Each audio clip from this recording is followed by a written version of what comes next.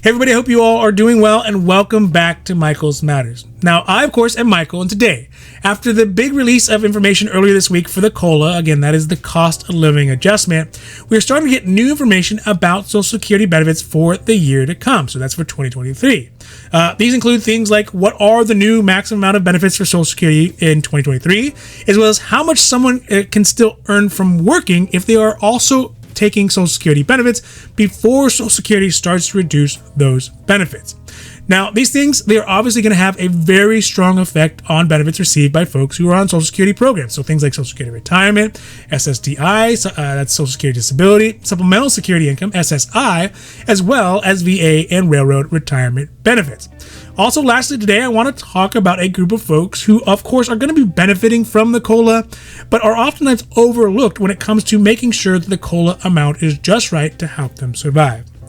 Now, this is Michael's Matters, and before we get to it, if you like these videos, if you find them interesting, if you find them helpful, if you find them useful, please don't forget to like and subscribe. That way you can get updates when our newest and most informative videos get put up.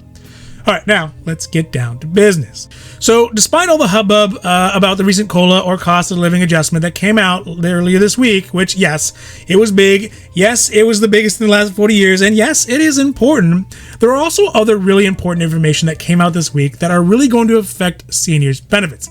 Specifically, Social Security released the new maximum amount that people on Social Security benefits can earn from work before Social Security starts docking their benefits, as well as what are the actual maximum amounts of Social Security benefits that someone is able to get from their retirement in 2023. So first, let's talk about the max benefits, because as you can imagine, like basically everything, so gas and food and housing, these benefits are going up to try to help compensate with the cost of inflation.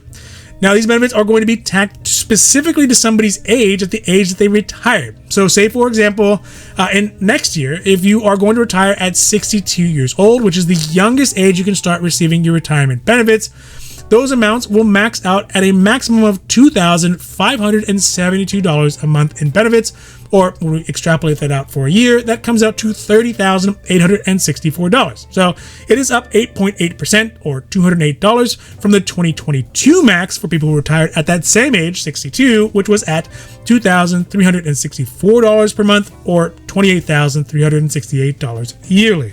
Now, for those folks who retired at the full retirement age in 2023, those amounts are going to max out at $3,627 a month or $43,524 a year. Again, this one is actually up a little bit less at 8.43% or $282 from the 2022 amounts of $3,345 a month or yearly $40,140 a year. Now, lastly, for those who waited until 70, then again, that is the oldest age that you can wait to retire, their 2023 max benefits will go up to a maximum of $4,555 a month, or yearly that comes out to $54,660. So that is still an 8.61% increase over 2022 benefits, which were at $4,194 a month, or $50,328 yearly.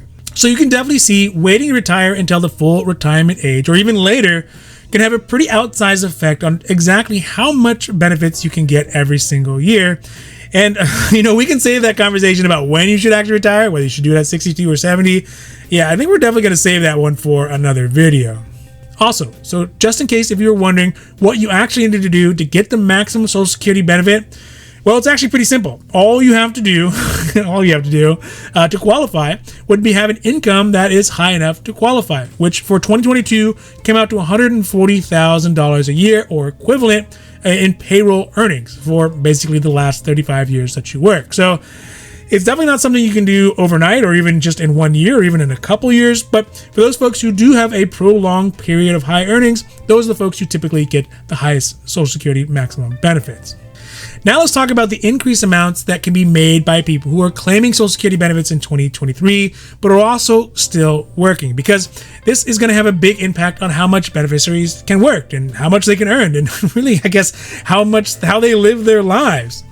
So just as a brief recap, though, remember that for people who are under the full retirement age, and that can be at 65, at 66, or 67, depending on when you were born, because it does vary a little bit.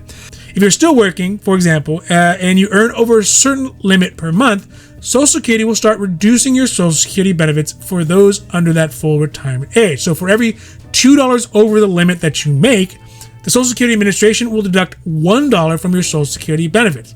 Now, for people who are actually in that year that they are retiring, the full retirement age, whether it's 65, 66, or 67, if you are in that year, that number changes to a reduction of $1 of Social Security benefits for every $3 over the limit that you make from earnings. These numbers change every year, so working beneficiaries this year, or next year, I should say, 2023, are going to be able to earn a little bit more before losing some of their Social Security benefits. Now, for those folks who are under the full retirement age, 65, 66, or 67, depending on when you were born, they will be able to earn a maximum of $1,770 per month before Social Security will start offsetting their incomes off their Social Security benefits. This comes out to a maximum employment benefits for the year of $21,240, or an increase of $140 or 8.59% over the last year's amount. These numbers change a little bit for those folks who are in their full retirement year. Again, so that would be if you are in that year where you are turning your full retirement age, 65, 66, or 67, those numbers go up dramatically. So they go up to $4,710 a month that you could earn from earnings, or $56,520 of employee earnings before Social Security starts to offset those Social Security benefits. And remember, if you're in that full retirement age year, it's for every $3 over, they'll take $1 off your Social Security check. So that's a pretty good increase, right? That is at 8.78%. And especially considering as of September, the inflation numbers we got at 8.5%. It's a minor, but it's still a little bit of a boost over inflation. So they can win back a little bit of ground. Woo! All right. So after all those numbers, let's talk a little bit about one group of folks who are going to be obviously benefiting from the higher COLA amounts on their Social Security benefits, but oftentimes they get overlooked. And this group is children.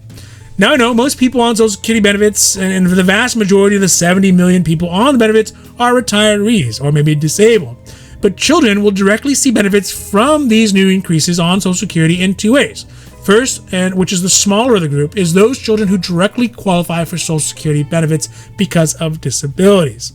The second group is those children who live in what are called grandfamilies, where grandparents are one of the core financial supports of the family, and you oftentimes support those children. According to Social Security, around 4 million children were directly or indirectly supported by Social Security benefits in 2021. And in 2022, it's estimated that around 2.4 million non-disabled children are living with their grandparents as their main source of financial support. So needless to say, there are going to be a lot of kids who are going to get at least an 8.7% increase in that birthday money they get in their birthday cards every year. Now, the reality about this relatively unique family situation, though, is that these grandfamilies are sort of in a lose-lose situation. That's because, again, it comes back to the way that seniors and seniors who are parents are supported by their Social Security benefits.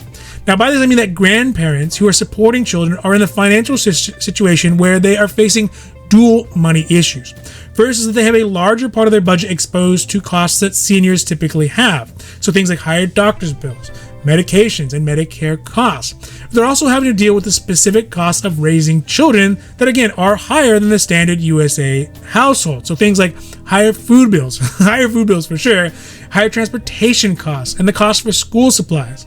This is a big issue because the benefits they're receiving from Social Security and every year the COLA, they're really not designed to pay for these things in a reasonable way. They don't account for the added costs that seniors in general have, and we talked about that before, and we'll probably talk about it more, CPI-W versus CPI-E, which is a more accurate calculator for it. But also, they don't have any adjustment for having additional dependents or having additional children that those costs are going to go to in the COLA. So even though they have an 8.7% increase, and yes, it will make their lives a bit easier by holding back some of the purchasing power they have being beaten away by inflation, is still not designed to cover the cost of children that many grandparents are now facing. And with the cost of food and gas and healthcare and schooling all going up, it's not going to get much easier moving forward for these grand families to make ends meet if the COLA is not appropriately adjusted. So overall, when we look at the state of things, I mean, this is the time of year when there's lots of changes. So yes, we got the COLA, and that's kind of the beginning of the change season, but there's also new Medicare benefits that are coming out that'll affect seniors and retirees, as well as cost limits and maximums on Social Security that'll be coming out. And we're going to be covering a lot of that stuff as it comes out to keep you all up to date as we can.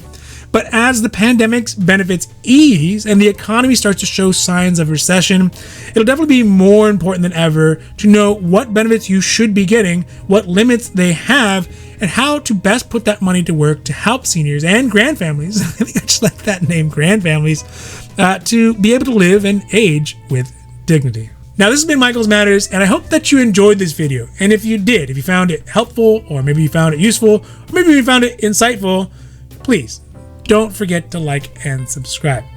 That way you can get updates when my newest and most informative videos come out. So for Michael's Matters, I'm hoping that you take care of yourselves, take care of others, and have a happy, healthy